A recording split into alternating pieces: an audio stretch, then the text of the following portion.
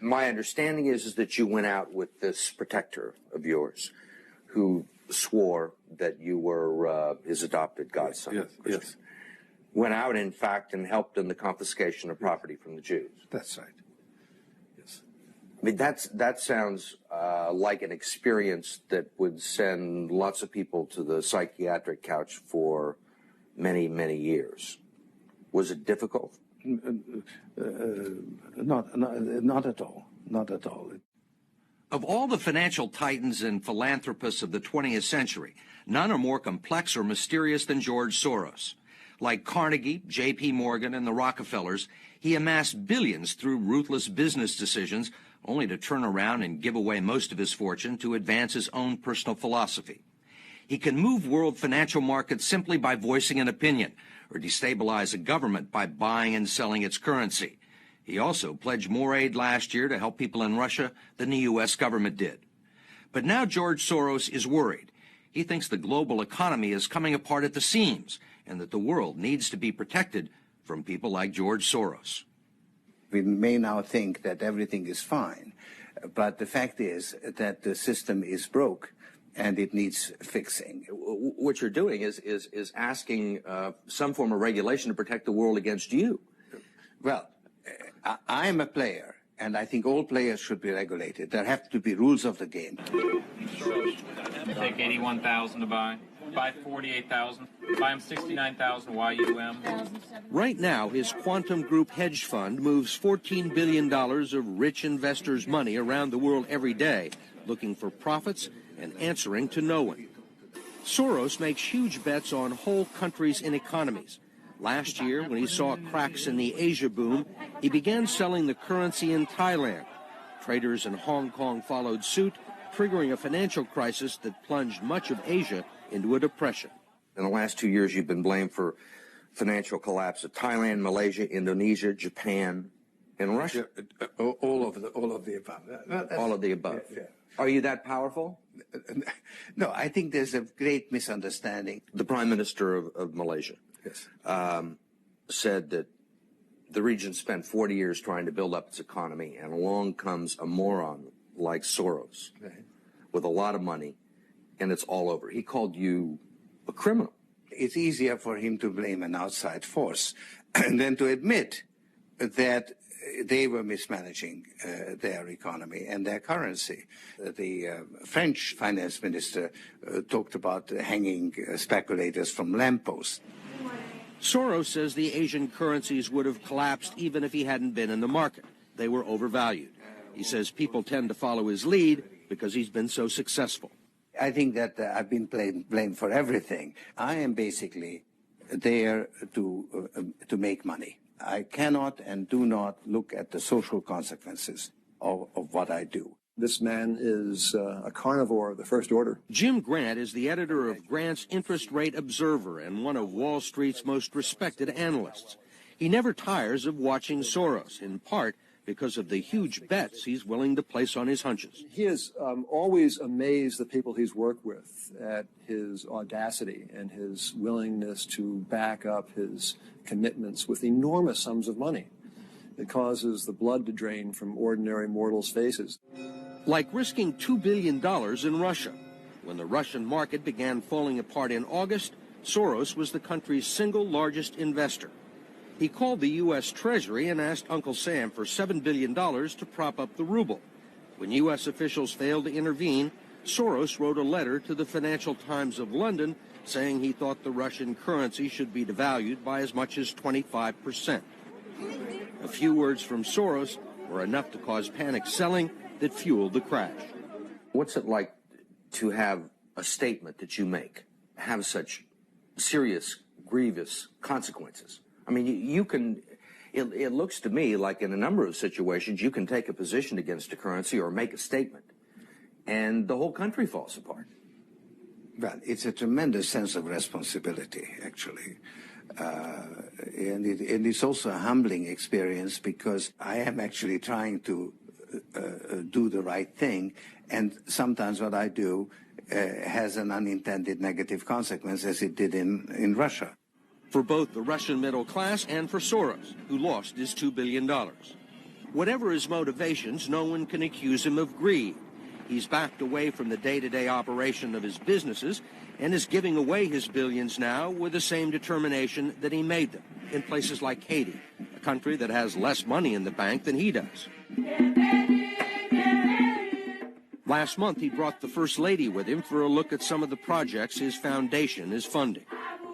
This is Mr. George Soros, and he's going to be helping the hospital. This year, Soros plans to give away almost $500 million around the world. In Bosnia, when the water supply to Sarajevo was cut off at the height of the siege, it was Soros who wrote a check to jury-rig a pipeline through an abandoned highway tunnel. $5 million up front can be more valuable than $50 million a year or two later. Ambassador Richard Holbrooke brokered the peace in Bosnia. At one point, after the Dayton peace agreements in Bosnia in 1995, for a considerable period of time, George had given more money to implement the peace agreements than the U.S. government had. He just could move that fast.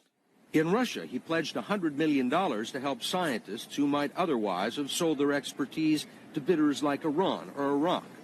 In Eastern Europe, he's educated a new generation. And in Ukraine, he spent millions retraining the old Soviet military. At the center of George Soros, there's an inherent contradiction. Which is, on one hand, you're the capitalist who does not care about the social consequences of his act, and on the other hand, you are a philanthropist who cares only about social consequences. How do you resolve the two? Recognizing that as a competitor, I've got to compete to win. As a human being, I am concerned about the society in which I live. Which George Soros am I talking to now? The amoral George Soros or the moral George Soros? It's one person. It's one person who at one time engages in amoral activities and at the rest of the time tries to be moral. To understand the complexities and contradictions in his personality, you have to go back to the very beginning, to Budapest, where George Soros was born 68 years ago to parents who were wealthy, well-educated, and Jewish. When the Nazis occupied Budapest in 1944, George Soros' father was a successful lawyer. He lived on an island in the Danube and liked to commute to work in a rowboat. But knowing there were problems ahead for the Jews, he decided to split his family up. He bought them forged papers, and he bribed a government official to take 14-year-old George Soros in and swear that he was his Christian godson. But survival carried a heavy price tag. While hundreds of thousands of Hungarian Jews were being shipped off to the death camps, George Soros accompanied his phony godfather on his appointed rounds, confiscating property from the Jews. These are pictures from 1944 of what happened to George Soros' friends and neighbors. You're a Hungarian Jew who escaped the Holocaust by posing as a Christian. Right.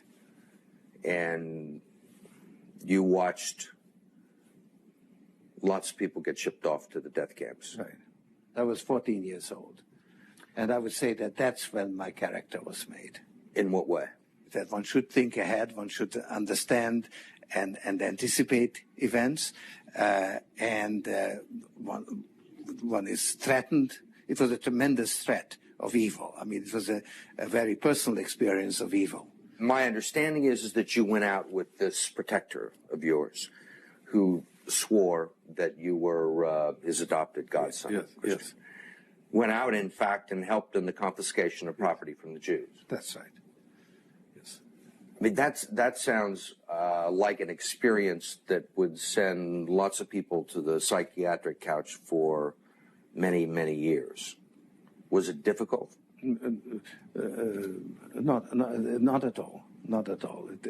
Maybe as a child you don't see the connection, but it created no problem at all. No feeling of guilt. No.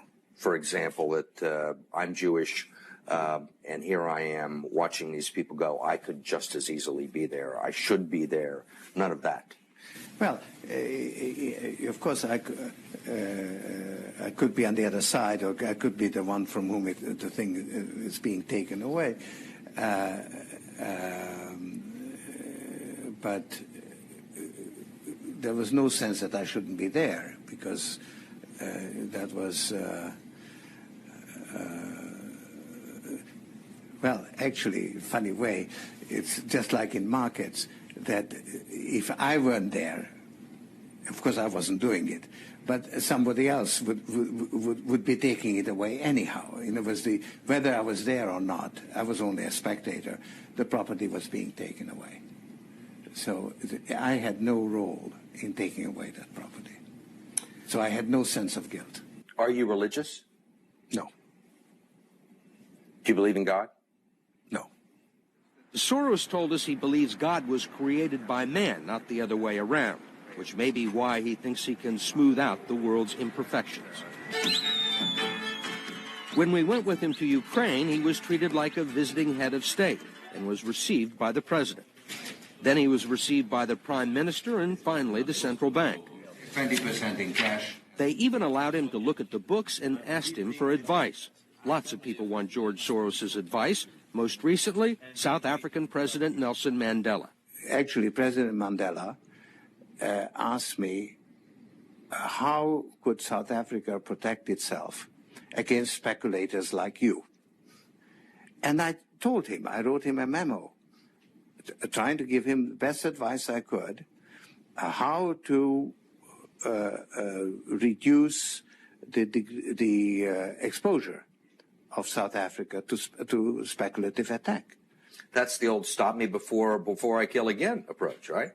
Well, you're telling this is what you can do to stop me. Whether I or somebody else does whatever is happening in the markets, it really doesn't make any difference to the outcome. I don't feel guilty because I'm engaged in an amoral activity which is not meant to have anything to do with guilt.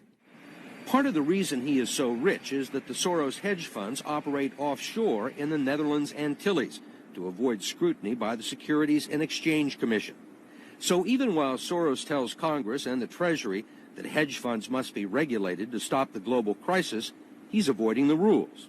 Why is it that Americans can't invest in the quantum fund? It's an offshore fund. Why is that? Because the fund is not registered with the Securities and Exchange Commission.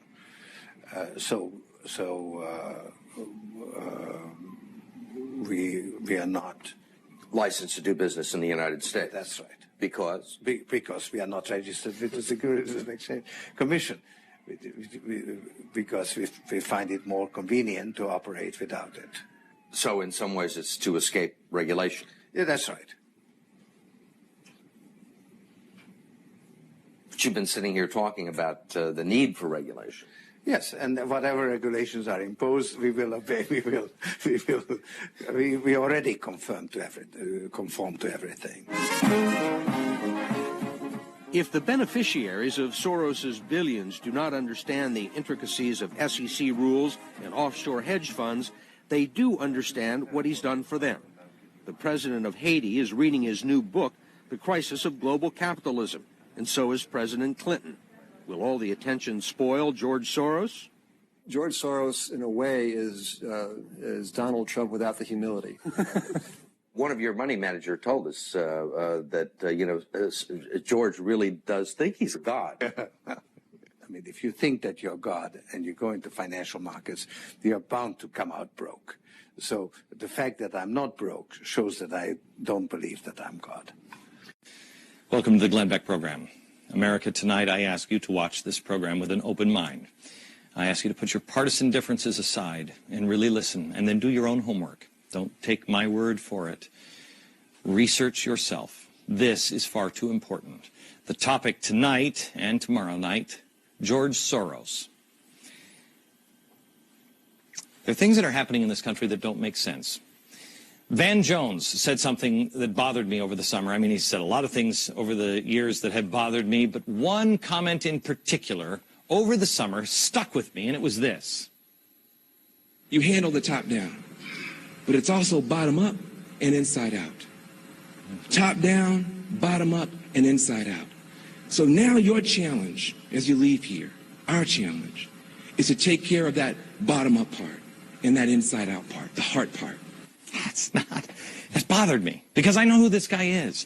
He's a communist revolutionary, a guy who pined for the days of Stalin. The Iron Curtain went down. Something's wrong there. Well, it really bothered me until recently when I started looking into all the George Soros connections and the size and the scope of his reach. And let me tell you something. I said to you, read up on George Soros. There's plenty of ways to read about him. These are all books about George Soros, many of them written by him. So there's no shortage of information, and read them. Read them. The comment doesn't bother me anymore. I understand what it means. And that's why that comment now frightens me. And I will put it into perspective tonight and tomorrow. Pull back the curtain and reveal what that actually means. And it will terrify you. There's a couple of other things that you'll understand. First of all, in 2003, Soros and a partner funded the new $5 million liberal group, MoveOn.org. Well, MoveOn.org, what exactly is that? Well, you remember it. This is the group that originally called General Petraeus General Betrayus. It was despicable. Well, who had they tapped for the executive director of MoveOn.org? This guy, Zach Exley. I've never heard of him before. Do you know who he is? Well, he previously had trained activists for the anarchist group, the Ruckus Society. These are the riots in Seattle, helped orchestrated by this guy. More on that in just a minute. Oh, by the way, he's also a blogger for the Huffington Post, which is interesting because the Huffington Post gets money from George Soros. Oh, and he's also a fellow with the George Soros Open Society Institute. Violent radicals. Oh, and by the way, it's just not that phrase that came. George Soros has been following him as he originally funded the Ella Baker Society, or the Center for Human Rights. And then, of course, he was on the Apollo Alliance. And then when he got fired from the White House, he went to Center for American Progress, which is also funded by George Soros. Radicals. Radicals. Oh, the Open Society Institute, in case you don't know what this is, don't worry, you will in the next couple of days. The Open Society Institute is George Soros's most important group. It is really spectacular. It is his philanthropist arm. This is where he looks for Mother Teresa to give out his precious money. And boy, did he find Mother Teresa. Well, not exactly. He found, to head this organization, the founder of the violent activist group SDS, Students for a Democratic Society. You don't know what they did in the 60s? You will. One string, $425 million every single year. The strings that are being pulled by the puppet master.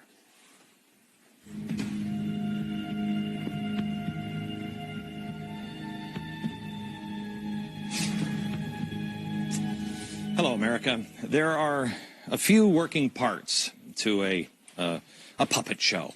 There is the puppet master here. There's the stage. There's the audience.